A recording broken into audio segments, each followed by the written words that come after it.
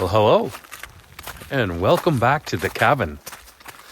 Well, the snow is on the ground, but it's raining today. Let's see what we can get into. Please like and subscribe to the channel, and let's get into some fun stuff. A year after I bought this property, I built this shed. There's a local guy here that cuts lumber. So I got this cedar off him, left the weighing on it, and used it for siding. I think it looks really good. But I've only got this side and this side done. You'll see the end cap is missing at the back and over there. So I'll have to do the far side and the back to finish. When he made this for me 2 years ago, it was $1 a foot. And I figured with the price of lumber and everything, the cost of this is going to go way up. But I contacted him recently and he said he's going to make it for $1.25 a foot. So that's a really good price. So I want to get a measurement, get that information to him, and lock that in.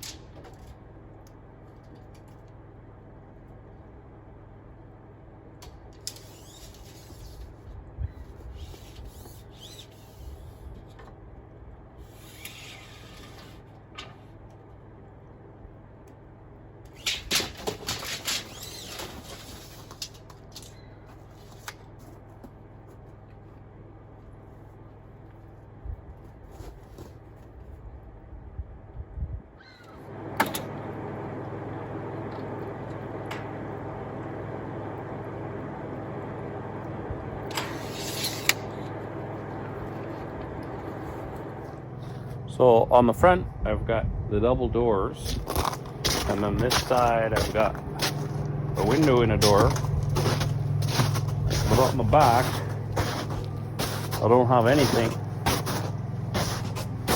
And on this side, I've just got this one window. So, and you won't be able to see it, I guess, with this crap up here. It's right there. So I've just got those small openings, so it's gonna take a little bit more to cover it, but I think my calculation should still be good. My biggest worry, or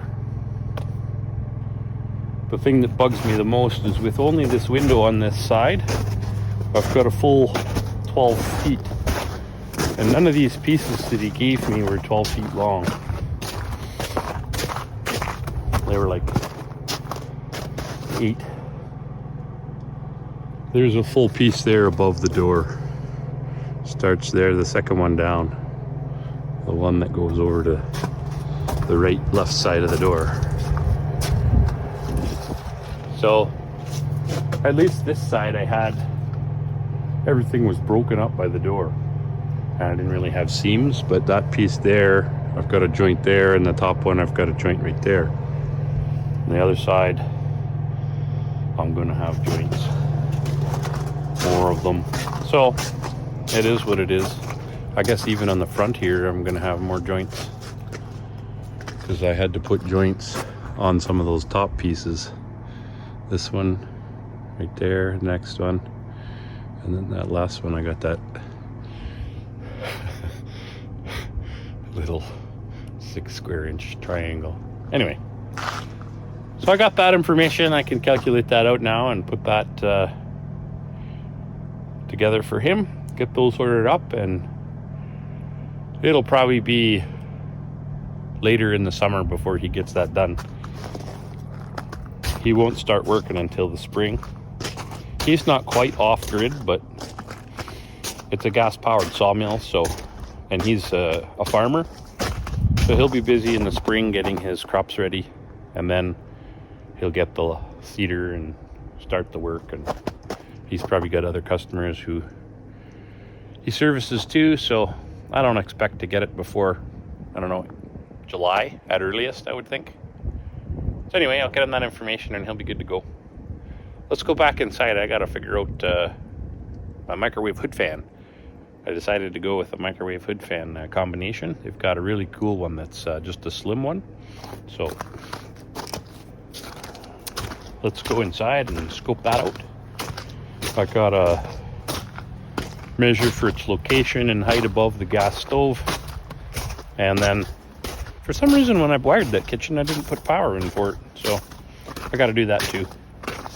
I've thought about just putting the power in off of the plug for the propane stove, because there's going to be like almost zero power usage there. Just the internal light and the igniter and clock.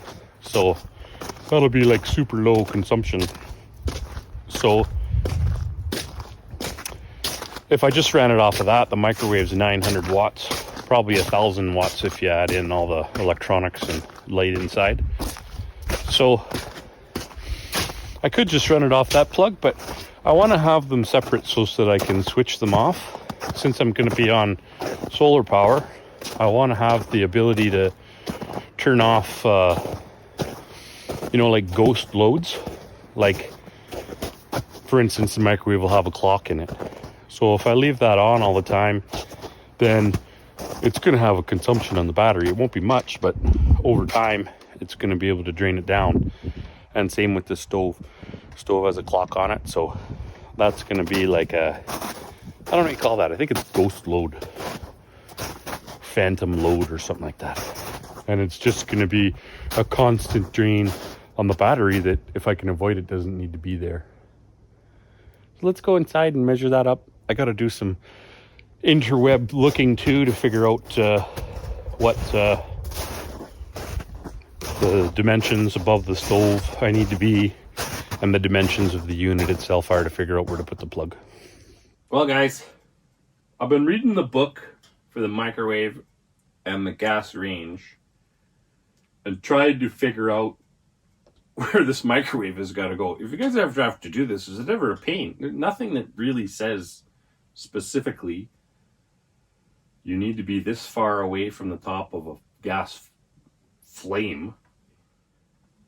They're saying that I should be 24 inches to the cupboards is the typical height for a microwave above a gas range. Well, that is right here.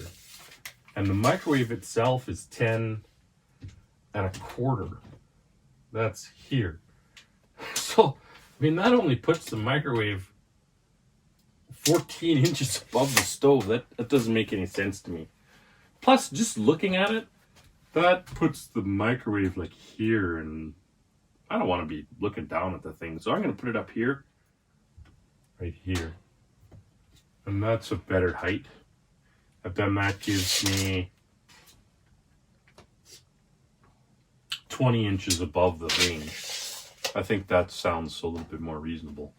I'll put a plug up here, and then that way it'll be, I can raise that cupboard if I need to bring it up a little bit more. But I still want it, it's a hood fan after all, so I still want it to be able to suck up the humidity that I'm going to make with like boiling water and stuff.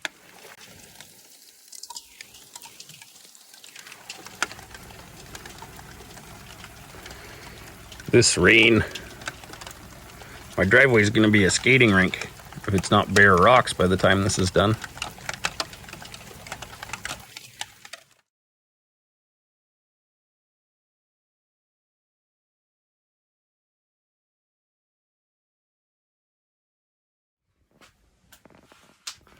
Okay guys, well this is great. I got that plug in. I'm pretty happy with where it is. Should be perfect for above the stove microwave.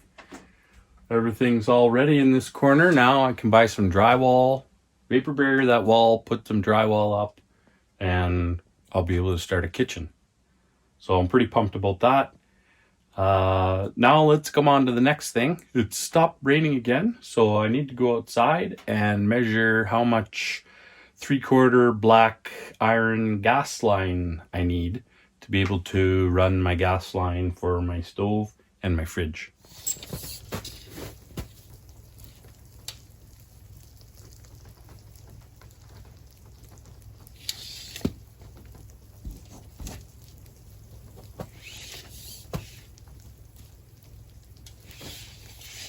So I know they pre-make that black iron gas line in different lengths. You can buy them from building stores. So I'm about 4 feet and 5 feet. If I get those lengths, I should be able to rig it up so that I can make it work.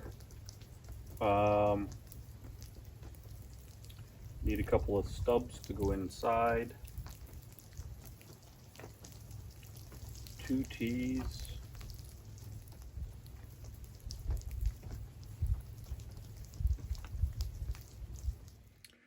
So the last thing I wanted to get done today was try to get some figuring done up here on the second floor. I think I've talked about this before. There's my cot. We'll picture another cot over here. That's pretty much all the floor space up here. And the first floor takes up with the kitchen and wood stove pretty well all the space down there. So I gotta get this framed up here. Once I get it finished framed, then I can lay out my plugs and lights, and then I could vapor barrier and kind of finish it off. But I've been having a conundrum with the whole, like, the first floor is taken up with space. The second floor will be taken up with all beds. There's not going to be really anywhere to even sit down. There's no private spot for my son to go change, or any of his friends who come over to change. A spot to even really put a toilet for those middle of the night required explosive diarrheas or whatever you got going on.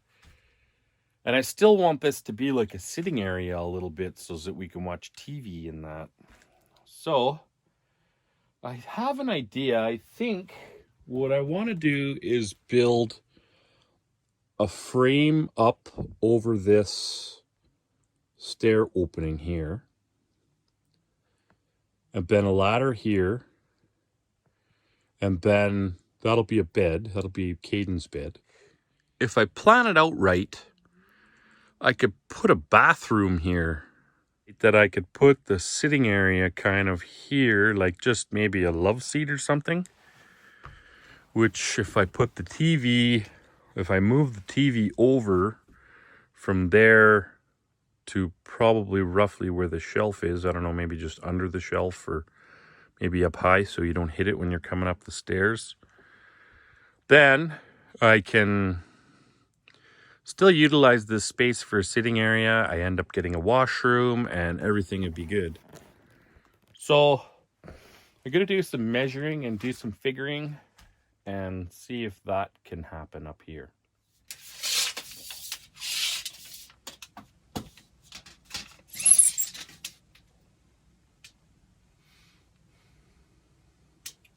So there's 7 feet.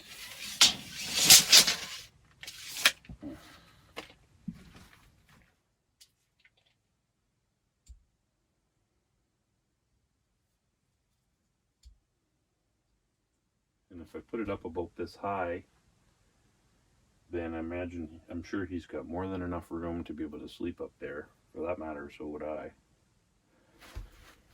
And then that frees up this whole corner for living area, if you will. That'll work out good. Have to draw a couple pictures and try to lay it out a couple different ways. See which one looks better. So I think if I put a bed here, I could put a ladder up here to access it. And then I could build a bathroom here. And then that could have a bed on top of it. No, it can't.